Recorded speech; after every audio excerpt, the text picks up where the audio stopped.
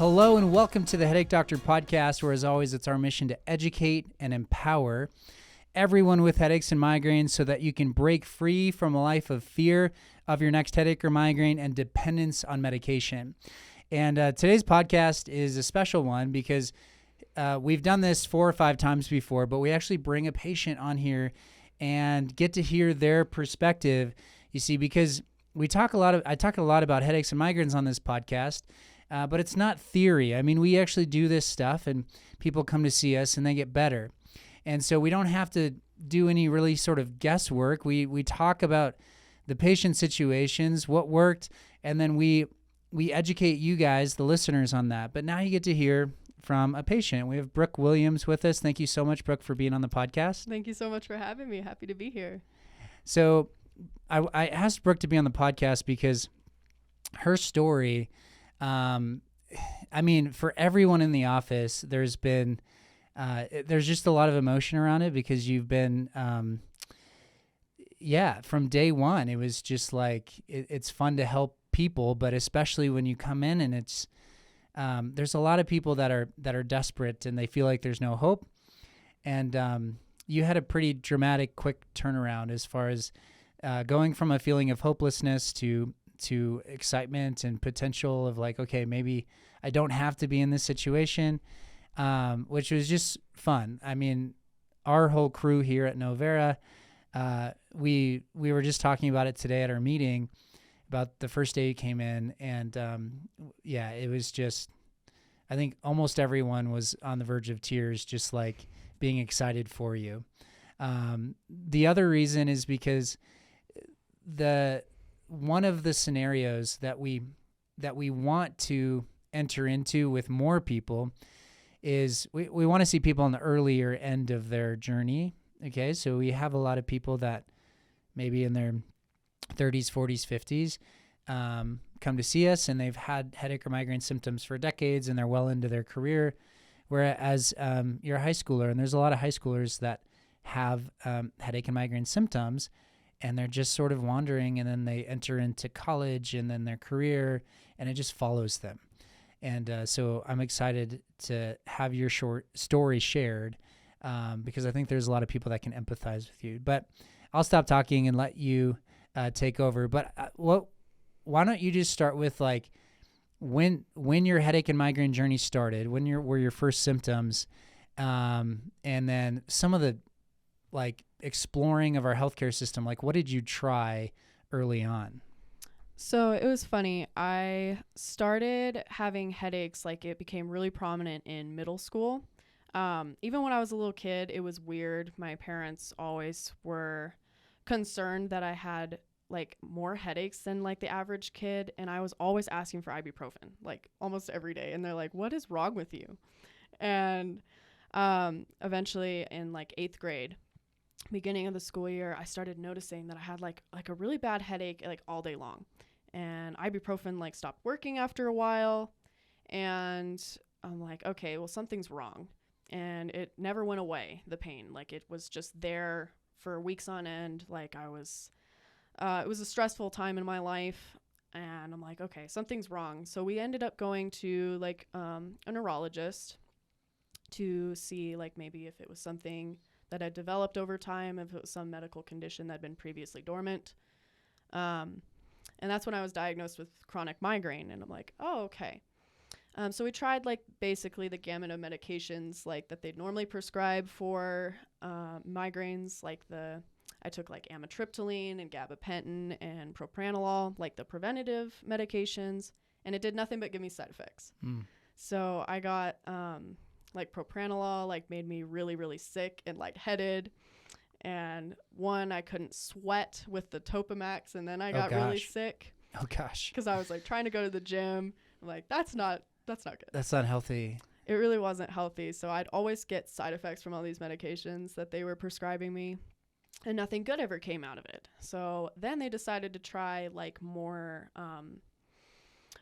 testing. Like I had my spinal fluid tested. Okay. Yeah. And that actually made me like so sick I had to go to the ER, and I missed a lot of school, like a couple weeks of school, and I was bedridden. and just seeing like the look of horror on my mom's face, like when I was up at 1 a.m. Yikes. like screaming and crying from the pain. Like that's how bad it was. And when was this? This was because it started in 8th grade. This was, I think my sophomore year. Sophomore year. Okay. Of high school. So constant headache started in 8th grade, and then so up to sophomore year, and then you're just like missing school. So was the pain sort of like intensifying over that period of time? I did notice after like the longer I had it, the worse like the daily pain would get. It always stayed constant, like it never went away, but the amount of pain I was in like just constantly got worse no matter what we tried. To the point where like I've had to go to the ER before, and they've had to like, you know, give me an IV with like emergency medications to calm it down and like put me to sleep. Once I'd fall asleep though, I'd normally wake up and I'd feel better. And then throughout the day, like as I am doing, you know, my daily activities and going to school, it would just get so much worse. And we were so confused, like why is sleep like so good for my head? Yeah. And nothing else worked. We tried like more natural solutions like chiropractic and acupuncture and massage, and I never really noticed like anything there either. I'd feel better, like a lot looser, like it was nice out to be less tense, but it never really made too much of a dent on like the pain in my head. Okay. So yeah, after like 4.5 years of trying, we came here. And after that, like I'd given up hope. Like every procedure they'd done, they did like an SPG block on me where they injected lidocaine in the nerve in my forehead. Wow. That made me so sick. I missed my 16th birthday, and I was bedridden that entire week.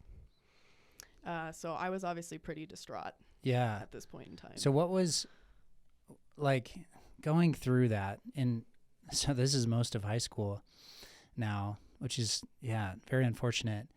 What were some of the hardest things about having headaches? I mean, I think one of the things, and we commented on this in our meeting because we were talking about you, but you're a high achiever. I mean, you're getting good grades, and you're involved in a lot of things. And so talk about the dynamic of like having headaches, but still trying to live your life. That was definitely the hardest part about this, and what made me so upset, and so like I felt like I couldn't live my life anymore because everything I did, I felt like I could no longer do it 100%. Like I was a big softball person for like the longest time. I played varsity like my freshman through junior year, and then my junior year eventually my head just got so bad that was a big factor in me quitting in the middle of the season. Even though I loved the sport, but like I always felt like hampered by that and held back from like what I could be. And me being a high achiever, that was really hard for me to accept. Yeah. And, you know, my dad would always be like, you know, why do you beat yourself up? Like, you're doing so good. He's like, I could not do what you do on a daily basis, being like in that much pain. I can't even imagine what you're going through. Right. And he's like, and you have better grades than I did, and you're like horribly in pain right now. I don't understand. And he's like, you're my greatest inspiration. And I'm like, that meant so much to me. But that's amazing. I don't know. It was so hard to just continue living day to day, honestly.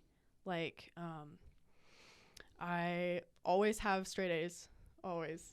And I missed so much school that it was so hard to keep up with homework. Like even just like turning things in, and it was awful.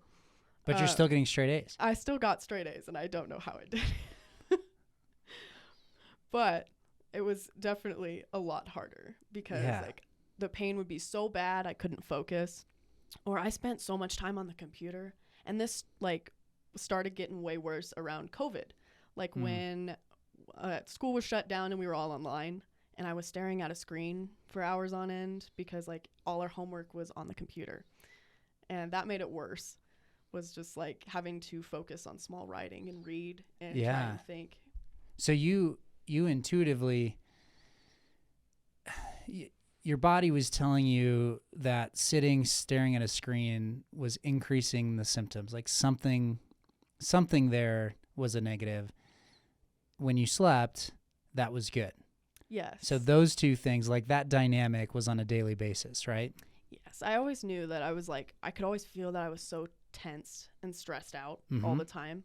And I'm like, oh, that's got to be giving me like at least a worse headache than I already have. Yeah. But like little did I know that that was more the root cause was how much stress I actually carry in my muscles, like on the top half of my body. Yeah.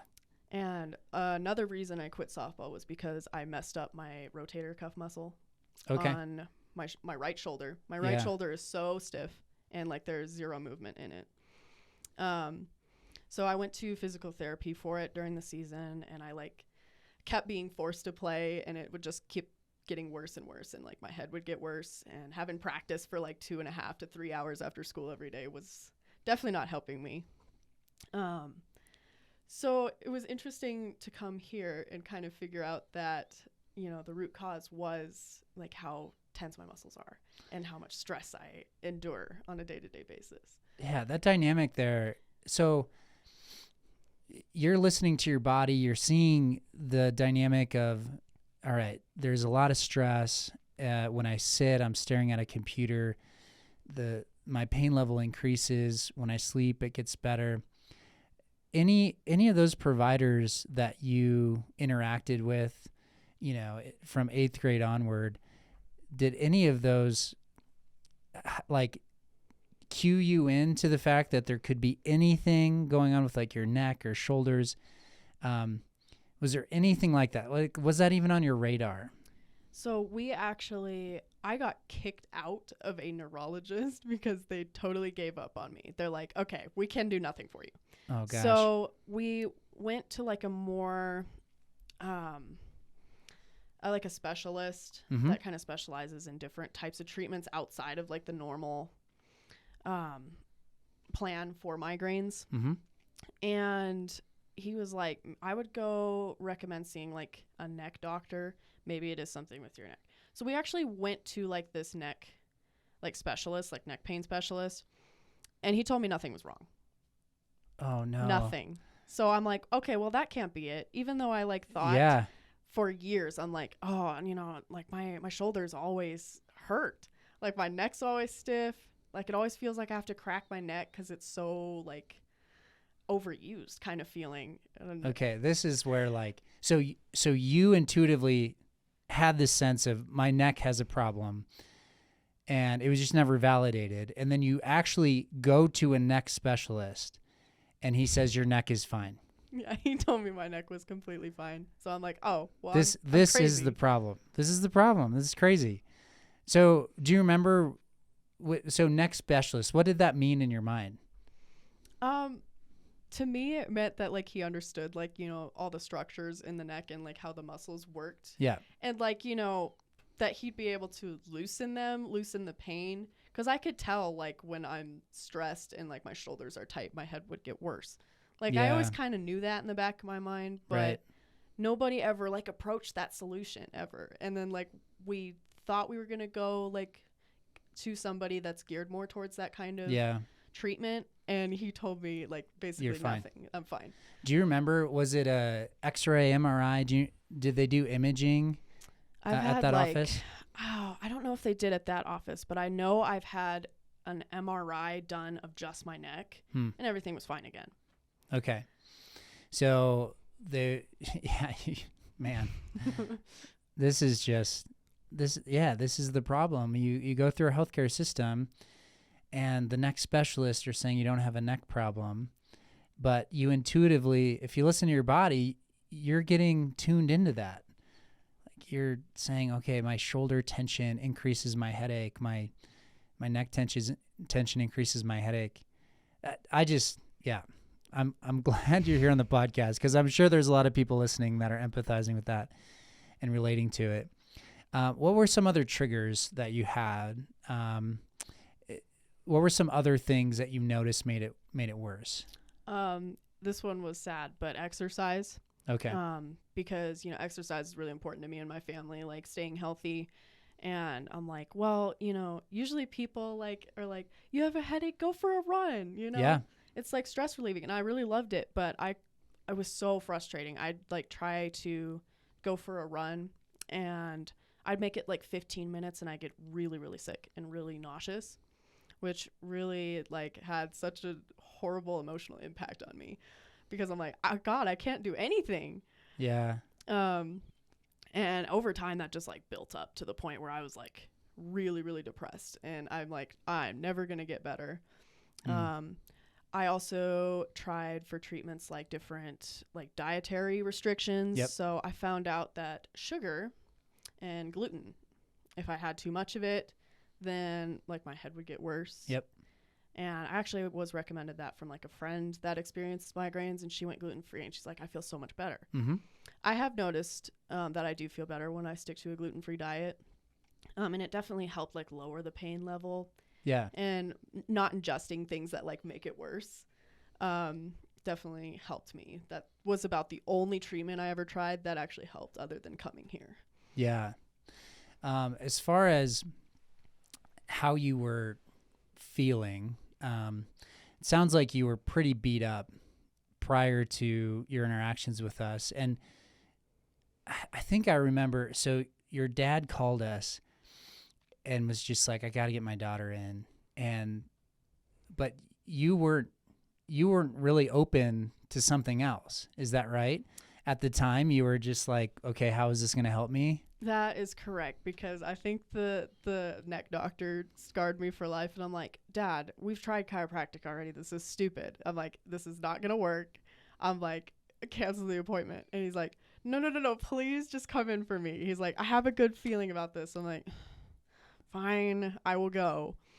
It actually worked out way better for me than I ever could have imagined. But yeah, the fact that I didn't even want to come in the first place was so funny, because I was done. I'm like, I had accepted at that point, like, I am never going to get better. Yeah. It's important for the listeners to hear, because that's not unique to you. There are so many people that we interact with, and a lot of our process starting out is so that we can empathize. Like, I do this podcast and spend the time to get the information out there because I know that there's people like you that are just like without hope. And so you sharing your story is going to be hugely impactful, because there's other Brooke Williams out there that are like feeling that hopelessness, and they're going to hear this story and they're going to be like, okay, like there's something out there. And whether they interact with us or they just realize like, oh, I need to pursue my neck, and that neck doctor, just because they're the neck specialist, may not be the right person for me. Yeah. So anyway, I want you to talk about your specific symptoms, because people will want to connect to like, what exactly did you feel, and what other symptoms maybe outside of just pain. As far as your presentation. Yeah. So my migraines, like I noticed when it started, it was definitely more how I always had to describe it to all the doctors in my family was like, imagine a searing hot, like blade, shoved through the middle of your forehead, like right between your eyebrows constantly. And it's always hot. And that pain like will radiate, like especially behind my eyes. And it feels like this burning, stabbing pain. Like somebody just stabbed me with a like burning hot knife, like constantly. Yikes. Okay. That sounds terrible. Yeah. And I get really nauseous and really dizzy. Couldn't stand, really shaky, things like that. Okay. And this was constant. It would fluctuate in intensity, yes, but there was always something there. Yes. That level of pain, that debilitating of a presentation, in your mind, did you ever think, and I know we hit on this where like you knew your neck had a problem, but did it feel like this would be more than just my neck? I don't know. I always kind of just thought it felt like a head problem. Like it felt like something was wrong with my brain. Okay. That's how I would describe it. Like I never really, and like that's what I was led to believe as well. That your brain was the problem. That my brain was the problem. Yeah. Yeah. Okay. So you've seen the neck specialist, you've gone to the chiropractor, and then your dad's like, hey, come to this place. And you're like, okay, whatever. I want to get inside what you were thinking during the first visit, and then we did our first free visit, the discovery visit, and then we jumped into the eval. And talk through that first visit, kind of what you were feeling as far as if there were light bulb moments of like, hey, we're doing something that feels different, and then how you felt leaving there. Yeah. So originally, like walking in, I was like, okay, this is like, the chiropractic and physical therapy that I've been through before. I'm like, Dad, how is this going to help?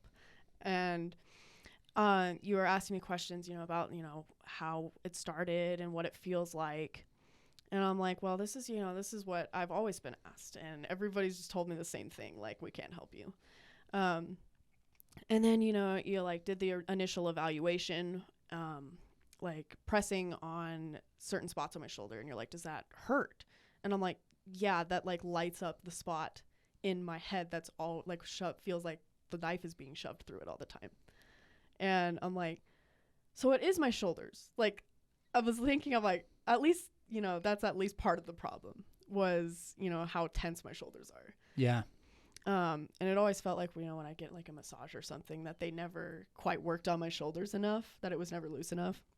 And so when you were like doing that initial evaluation, I'm like, maybe we've been going about it all wrong this entire time. Like maybe it's not like just something that can be fixed with medication, because if your muscles are the problem and they're overused and overworked and really tight, like a medication for a migraine is not going to do anything about that.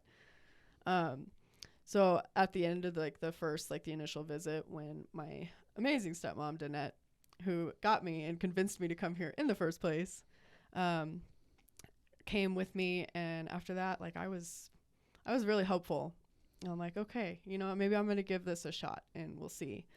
And then my first real appointment here, when you were working on me for the first time, I was like, this feels so good. It was really sticky in spots, like some muscles, like I had zero movement in my neck, as I'm sure you could remember. Yeah. And I'm like, well, that makes so much sense. If I can't move my neck, like, why wouldn't there be pain? Yeah, exactly. And I had not been headache free in like 4.5 years. And the moment I sat up from that table, I was crying because like I had no pain on the left side of my head. Like it was just gone. Wow. And I'm like, oh my God, I can focus. Like I can like look somewhere without just thinking about like, oh my God, I'm in so much pain. Like, please help. Yeah. And my dad was so emotional too. He's like, I can't believe that actually worked. And that was like when I was like, okay, it's a neck problem, and we've been going about this all wrong. And I was starting to be really, really hopeful. Isn't that crazy? That like, I mean,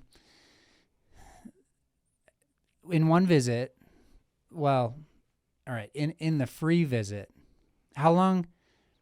And I'm not trying to toot my own horn here. I'm trying to highlight the fact that like understanding this problem can be a lot easier than like it's perceived to be this big issue that you go to neurologist after neurologist, no one can figure it out. But it can be as simple as like you lay on the table, and I mean within a couple of minutes of me poking on different areas, it was like, okay, this refers to the middle of your forehead and reproduces your headache.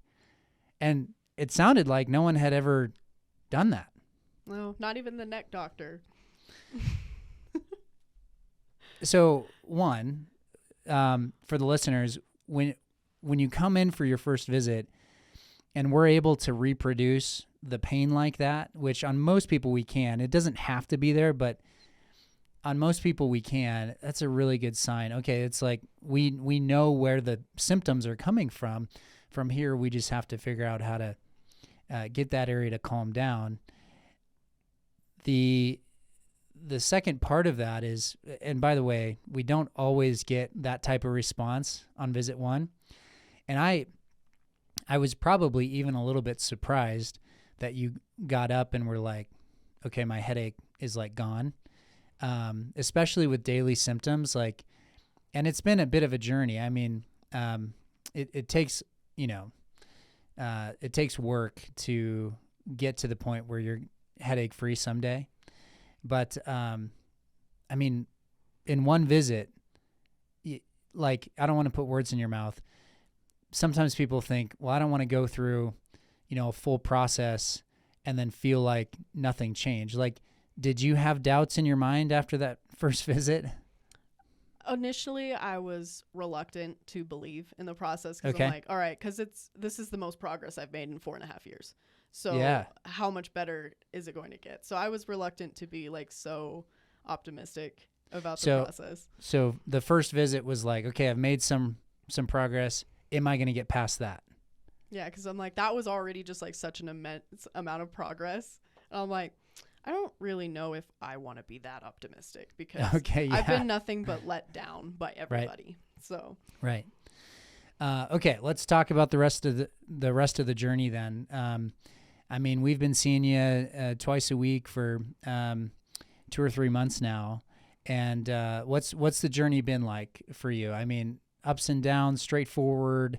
Talk about that. It's definitely been a long ride here.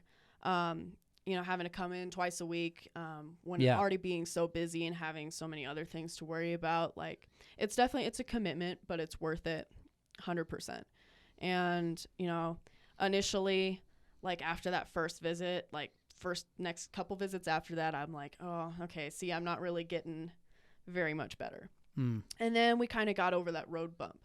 And I'm like, oh, I feel so much better today. Like, I barely noticed my headache. On like a pain scale, it's like a 2 today.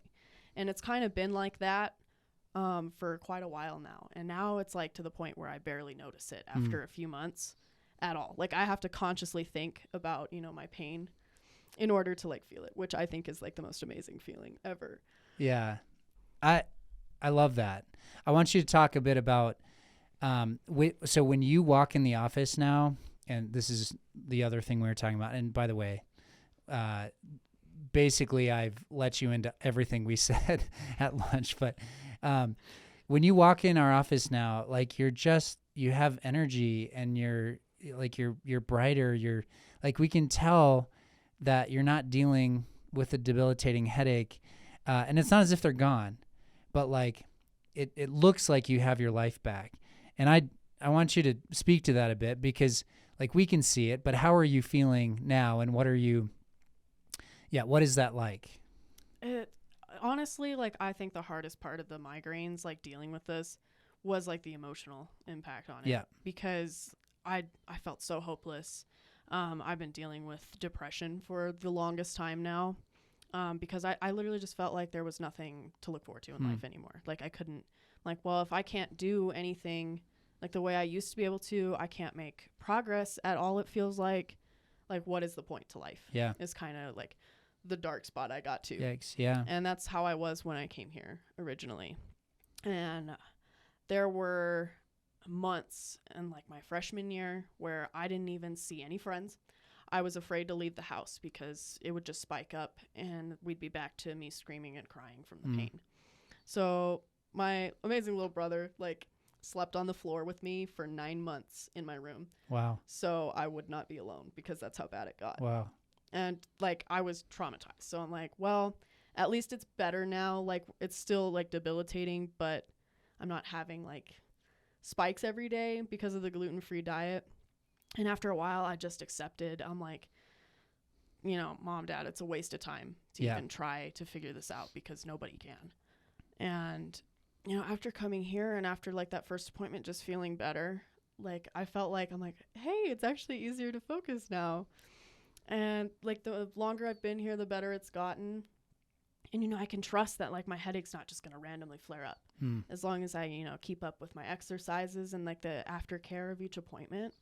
Like, I've noticed a substantial difference, and it's amazing just to be able to like enjoy life again without having to worry about being in pain. Because it's hard when everything you do is hindered by, the pain you're experiencing all the time. Yeah. Or like that worry and anxiety that comes with like, what if it gets worse? Or it was just amazing. I can't even put it into words, like how grateful I am that I feel so much better. Yeah. Well, we're thankful that we get to work with you. You're amazing. And the mission of this podcast is to educate and empower everyone with headaches and migraines so they can break free from a life of fear of their next headache or migraine and dependence on medication. And so you just sort of wrap that up so beautifully of like, I don't have to fear that my headache's going to spike and that I'm going to lose that day. And we love that. And everyone that's struggling with headaches and migraines gets that. And it's hard because people don't really see it. You know, you're just like in pain, pushing through. But, you know, it's not like you don't have an arm cut off. It's not like you have a cast on anything. So you just got to go about your life. And to have that burden lifted, I'm sure, is a good feeling. I want to know, so you're a senior. Yes. And you're looking at graduation. Like what's next for you? I have recently applied to college, so I want to get my nursing degree and eventually like go back and get like my master's to be a nurse practitioner. Awesome. To be a doctor that's more understanding than the people I went through. That's like my motivation. Yeah. That was my motivation in picking a career, was my story, what I've been through. I'm like, I want to help people, you know, that are sick, and, you know, some doctors, like, I really feel like they didn't hear my story or my pain. Yeah. Well, that's awesome. And do you feel like you can do that with your health and the state that you're in, and looking forward to, like, hey, if with the state I'm in now, and even if there's a little bit of a headache, you can go through that process? Definitely. I mean, if I can accomplish what I did, you know, through all my high school years. Right, with a headache. With that tremendous headache, I'm like, now that burden being lifted with me, I'm like, you know, who knows what I'll be able to do. It's so much better, and it's so much easier to focus, and I feel like I, you know, can be like my bright personality that I normally am without it being hindered by, you know, the pain. Yeah, I love that. Any final thoughts? I mean, the Brooke Williams out there that's listening to this, and needs some encouragement, needs a little bit of hope. Like what words might you have for the listener? I would say, you know, no matter how bad it gets, don't ever give up, because without my family, I would have given up a long time ago. Yeah. And that's the truth of it. But they didn't let me. And I'm so glad that I am still, you know, here and fighting to this day. Yeah. And because, you know, if I didn't try again, like, I never would have gotten better here. So don't let that discourage you from seeking help. And, like, there's always a rainbow around the other corner. Yeah. I love it. And we'll keep fighting with you. Thank you so much for being on the podcast and sharing your story. Thank you so much for having me. Well, thank you, listeners. This was a special episode. As you listen to this, I hope that you were able to hear some of yourself in it, and for the purpose of getting hope and some encouragement. As always on this podcast, it's our mission to educate and empower everyone with headaches and migraines so you can break free from a life of fear of your next headache or migraine and dependence on medication. If you related to this podcast, or if you know someone who would relate to this podcast, I want you to share it with them. Send it in an email, text it to them. This information needs to be out there because there are a lot of people suffering that don't need to. And there are a lot of people that are looking at their careers thinking, how am I going to climb that mountain with this headache? And we need to change that. And so let's spread the word. Thank you so much for listening, and stay tuned next time. We'll see you then.